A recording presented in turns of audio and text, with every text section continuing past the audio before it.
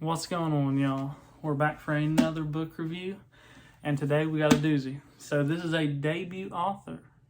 So this is her first novel, and let me tell you, she set super high expectations. But before we get into the book, I want to tell you a little bit about how this book came onto my radar and how I normally judge books. So this may give you a little insight about me as a book lover myself. So I do this monthly subscription called Book of the Month.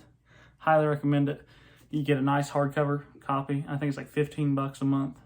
And then you can add another book after that for like $10 a month, or $10 for like a nice hard copy of the cover book. So like, highly recommend. So it's just a monthly subscription. And I joined back because I was like, I want to see what they got. And literally saw this book, didn't look anything at it.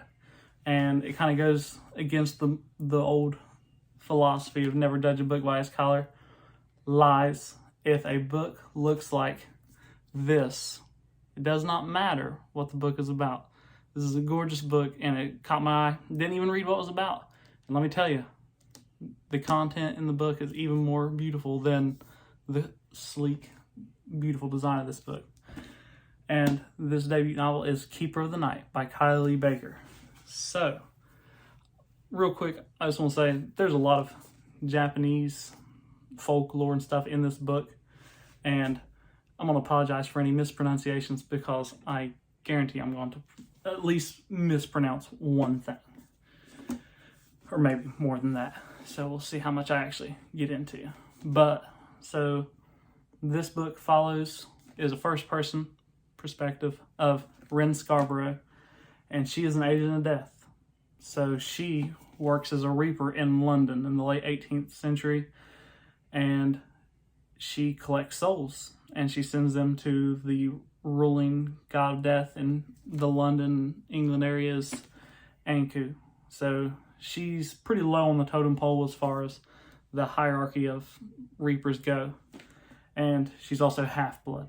So she is half Shinigami, which is the equivalent to a reaper in Japan, and she's half reaper, which is where she's living.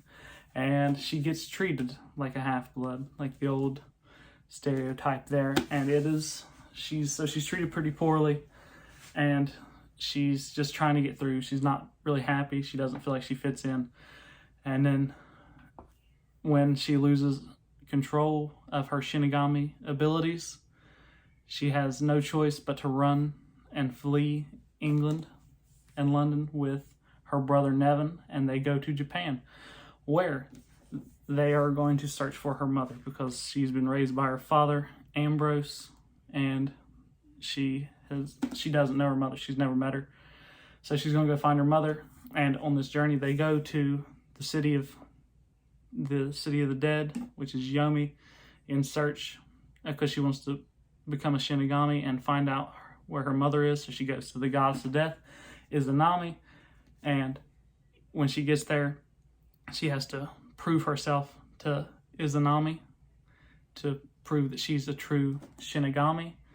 And so to do that, she has to kill 3 extremely powerful yokai, which are these like spirit creatures in like Japanese folklore and stuff. And because they're consuming more souls than they're supposed to, which is throwing things out of balance and could put Japan at risk of being destroyed. So she has to go in there to prove herself as a Shinigami and to protect Japan and find her mother.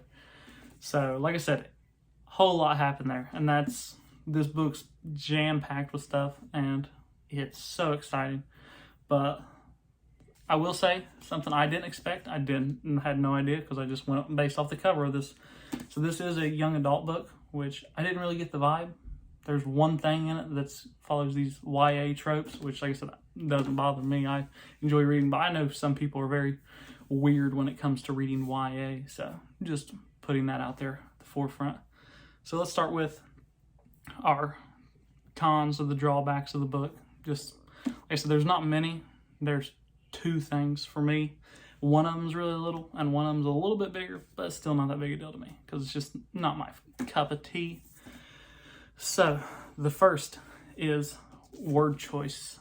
which I know sounds weird, but I'm big on prose, I'm big on word choice, and these little like writing things like reading economy and like what it feels like to actually read a book.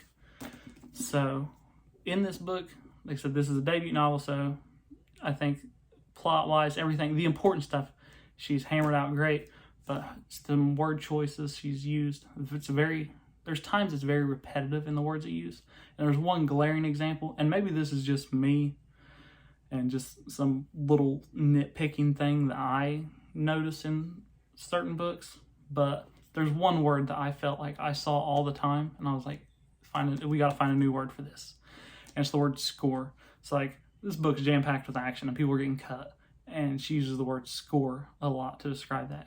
And like I said, I know like it's just a specific word choice, and it may not have bugged me as much if she's using the word cut, because it's just a plain, bland word that's just filler, describes what it needs to, and that's it.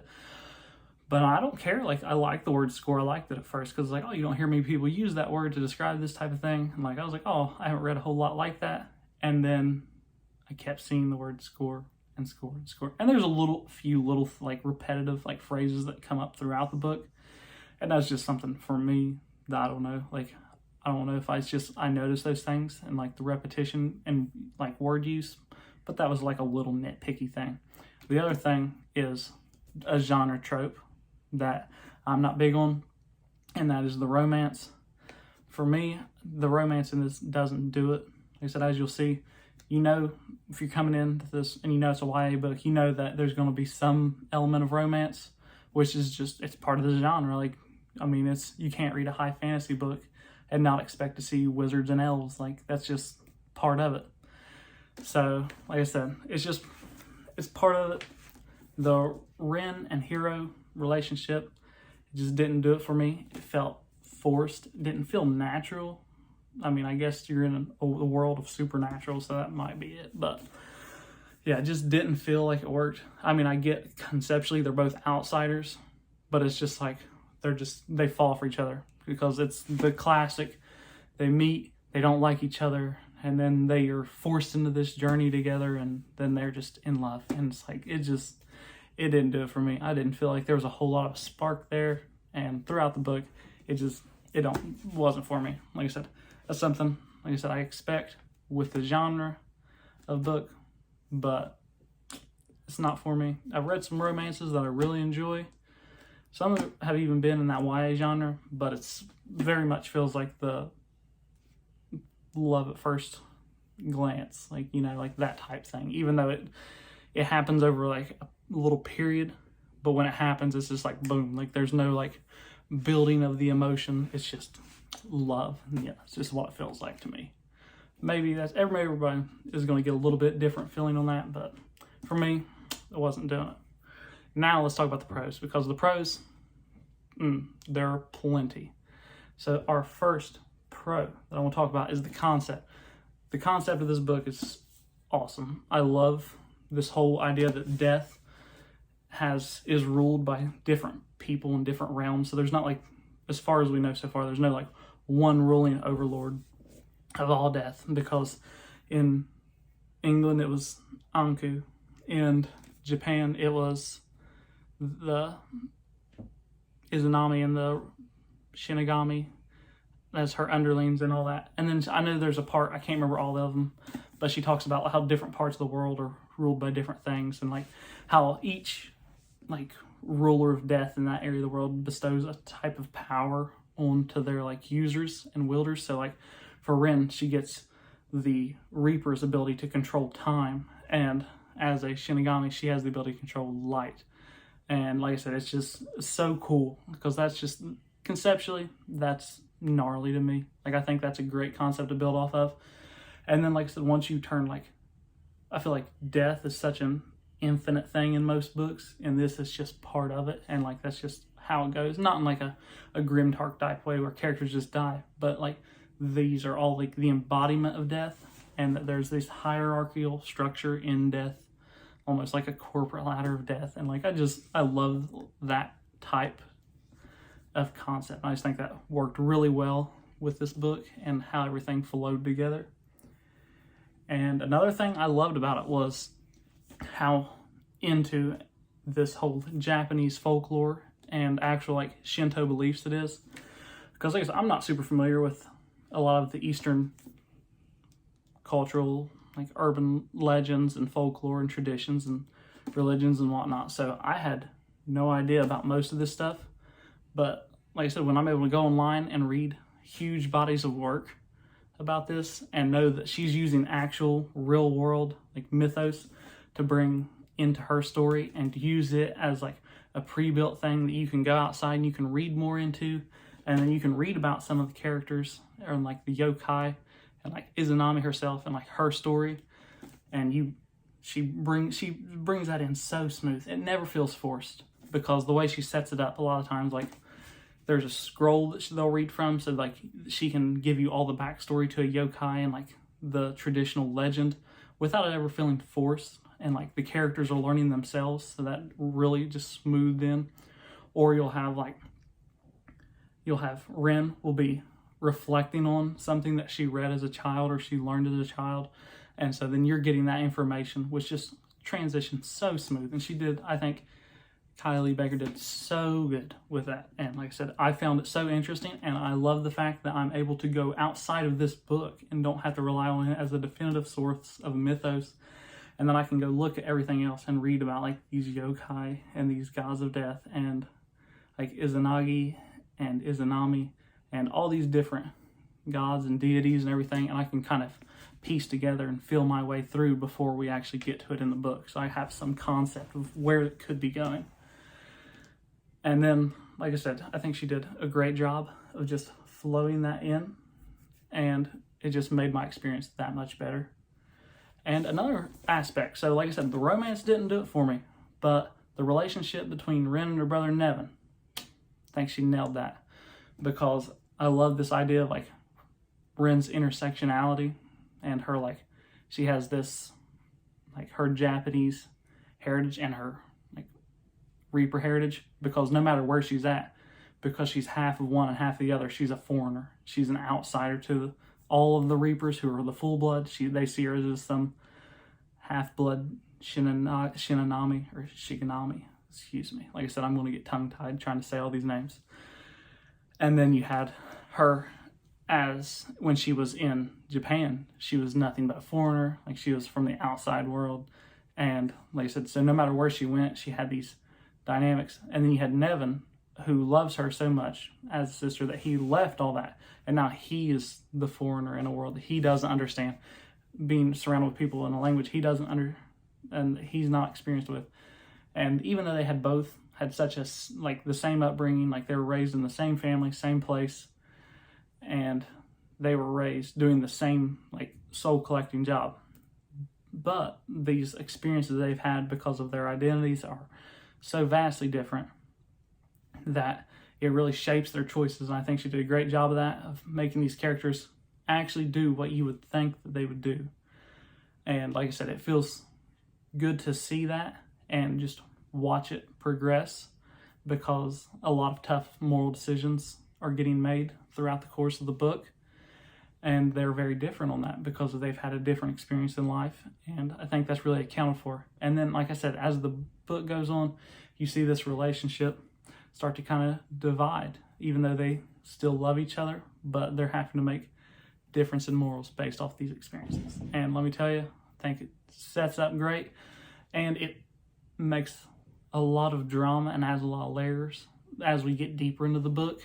And like I said, and by the end of the book, you're like, yep, that was needed. That whole brother-sister dynamic and like that relationship, great. One of the shining things for this book, in my opinion. And like I said, one of the last couple big pros is that like it grows into something that I didn't expect, which is always a blast for me, is to watch something that was pretty plain, like pretty much a search and destroy type mission. Like we're gonna go here, we're gonna destroy this, we're gonna come back, we're gonna destroy the other ones, and then we're gonna come back, get our reward, go on. Or like your standard rescue, go get this person, and that's it. And they're trying to find the mom, or they're trying to destroy yokai. Pretty standard stuff. But it blossoms into something bigger. I said, I'm not gonna say anything beyond that, but it grows and expands. And I think she does a great job in writing this book because it's very satisfying in how it grows, because you see there's a lot of foreshadowing. There's a lot of, like, the book was written with the end in mind, if that makes any sense. There's a lot of, the revelations are deserved, and she sets a lot of it up early in the book, and you kind of get that feel for, like, all these questions you had throughout the book get holistically answered, and it is definitely worth the wait. And that payoff was huge. And like I said, that last 100 pages, it just ramps up, and it's good. It's great. And like I said, honestly, the last big pro for me is that it's going to have a sequel. So in October of 2022, the sequel for this excellent book will be dropping. So that's massive, especially with the way the book kind of concludes. You're like, you want more. So as I was looking into, like, what's next, what other books she has on the way, there's a sequel in this on the way, or a sequel for this on the way. And like I said, can't wait to see what other stories she tells, and I hope she sticks with this world and kind of explores the interconnectedness and mythos of these underground death worlds. And I really hope she kind of expands on that, because it's a whole lot of fun, and I loved reading it. So, final thoughts. This is going to be a huge recommendation for me. I think everyone should check this out. I think she's very talented as a writer and world builder, and I think she's got a lot of potential. I think she's got a lot of great places she can go from here. And like I said, this story, it's not done yet, and I can't wait to see it finally come to its conclusion in hopefully October of 2022, as it's slated for right now. All right, so I think that's all I got for you guys today. And like I said, I'll see you in the next video, which is probably going to be a little sooner because it's going to be a different type of video than it normally would be. But until then, keep reading, y'all.